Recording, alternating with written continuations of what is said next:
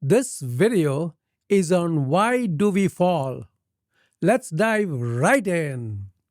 Hey, what's up? Welcome. I'm Dr. TJ, a Harvard trained surgeon and a motivational speaker. In this channel, it is all about you.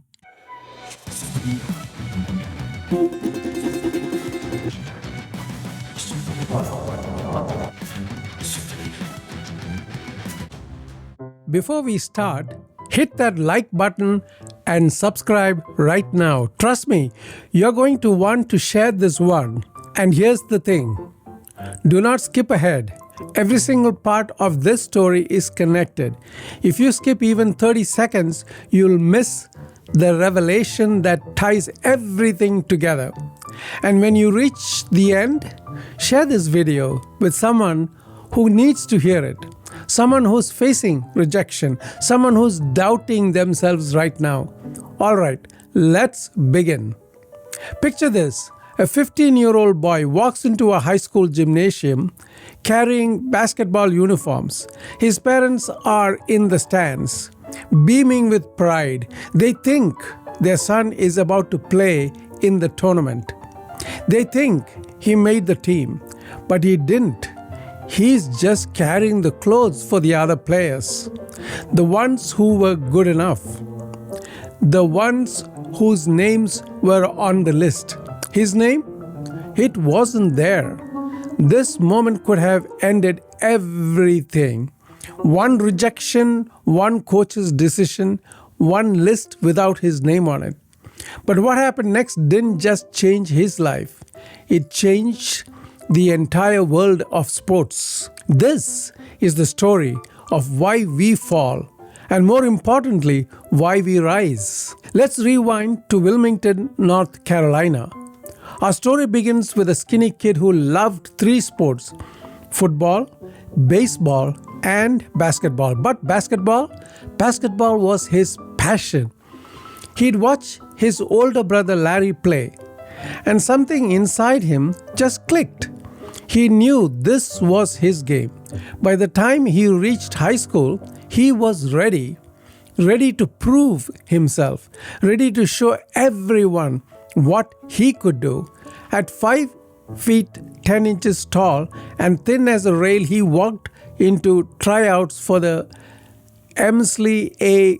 Laney High School varsity basketball team as a sophomore. His best friend was trying out too, a 6 feet 7 inch kid named Leroy Smith.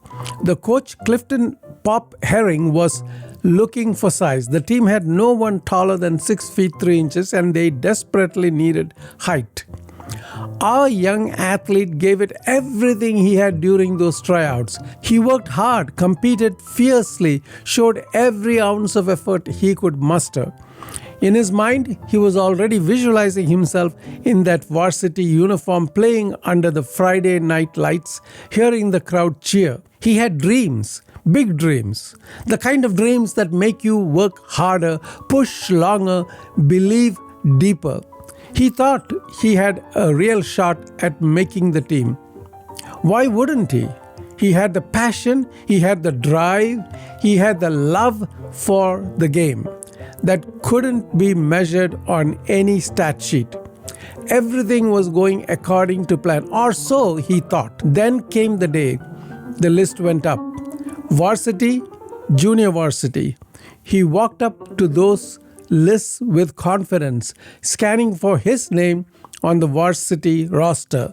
His eyes moved down the list once, twice, 3 times.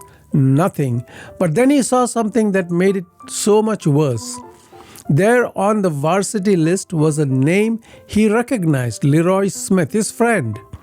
Another sophomore. Someone who got the call up that he didn't. The coach had made an exception for size. 6 feet 7 inches Smith got the varsity spot. Our 5 feet 10 inch hopeful got placed on junior varsity. He went through the rest of that school day in a fog, numb, just going through the motions. He had to sit through his classes, seeing other students, other players, knowing that everyone would soon know he didn't make it. When he finally got home, he did what any 15-year-old kid would do when their dream gets crushed. He locked himself in his room. He closed the door tight, not because anyone else was home, but because he needed to make sure no one could hear him or see him. And then he cried. His mother came home from work, and before he could say a word, she knew. Mothers always know. She sat with him, and they cried together. And after cry, he would later describe it. The pain was visceral, raw, real. But here's the critical moment, the turning point that changes everything. His mother Dolores looked at her son and gave him advice that would echo through the decades. If you really want it, you work hard over the summer. And he did that summer. That summer he focused. He would practice all day. That basketball never left his hand. She didn't coddle him. She didn't make excuses. She didn't blame the coach. She gave him the truth. If you want it badly enough, you earn it. But the pain of that rejection, it never left him. Years later, he would say, whenever I was working out and got tired and figured I ought to stop, I'd close my eyes and see that list in the locker room without my name on it. That usually got me going again. One list, one moment of rejection, one closed door that nearly ended before it began. But remember what happened next? He begged his coach to let him help the varsity team during the district tournament. The coach agreed, but not as a player, as a uniform carrier. The person who brings the clothes to the real players. His parents showed up to watch, thinking their son was finally getting his chance to play. Instead, they watched him carry uniforms. They thought he was being given an opportunity. He wasn't. That's what hurt me, he later recalled. They thought I was being given a chance, but I was just carrying the clothes for the others. Most people would have quit. Most people would have said, this isn't for me. I'm not good enough. Most people would have let that rejection define them, but he wasn't most people. That summer changed everything. He didn't just practice, he lived basketball. Morning sessions before school, afternoon sessions after school, evening sessions until dark. His mother said, the basketball never left his hand. He grew 4 inches. More importantly, he grew a mindset, a relentless, unbreakable mindset forged in the fire of rejection. When tryouts came around his junior year, he not only made the varsity team, he became their best player. He dominated. He scored over 20 points per game. During his sophomore year on junior varsity, he scored over 40 points twice in a single game. By his senior year, he was a McDonald's All-American. College scouts were watching. The University of North Carolina offered him a scholarship. As a freshman at UNC, he hit the game-winning shot in the 1982 NCAA championship game against Georgetown. Then came the NBA. The Chicago Bulls drafted him 3rd overall in 1984. And then the world watched as he became a phenomenon. 6 NBA championships, 5 MVP awards, 6 finals MVP awards, a record that still stands. 10 scoring titles, a career scoring average of 30.1 points per game, the highest in NBA history, 14 All-Star selections. He led his team to a 72-10 record in the 1995-96 season, the best in NBA history at the time. He became more than a player, he became a global icon. He made basketball a worldwide phenomenon. But even at the height of his greatness, with all those accolades and achievements, he never forgot.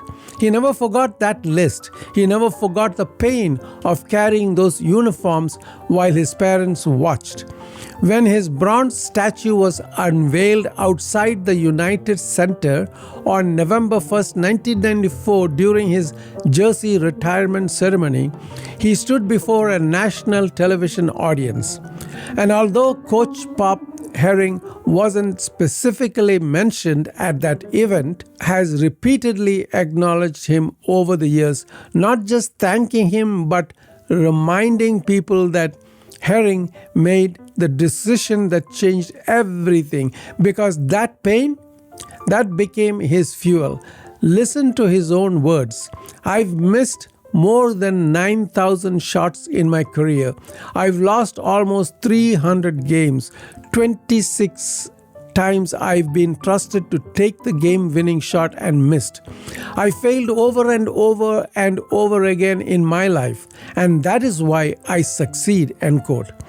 And once more, I can accept failure. Everyone fails at something, but I can't accept not trying, end quote. That boy carrying the uniforms, that 15-year-old who cried in his room, that was Michael Jordan. The question is, why do we fall? We fall so we can learn to pick ourselves up. We fall so we can discover what we are truly made up of. We fall because success without struggle has no story, no depth, no meaning. Michael Jordan didn't become the greatest because he was naturally gifted, though he was. He became the greatest because when he fell, he decided that failure would fuel him, not define him. His mother's words changed everything. If you really want it, you work hard. That's it. No shortcuts, no excuses, just work. So here's my challenge to you. What's your list? What's that moment where your name wasn't called? Where you didn't make the cut? Where someone told you that you weren't good enough?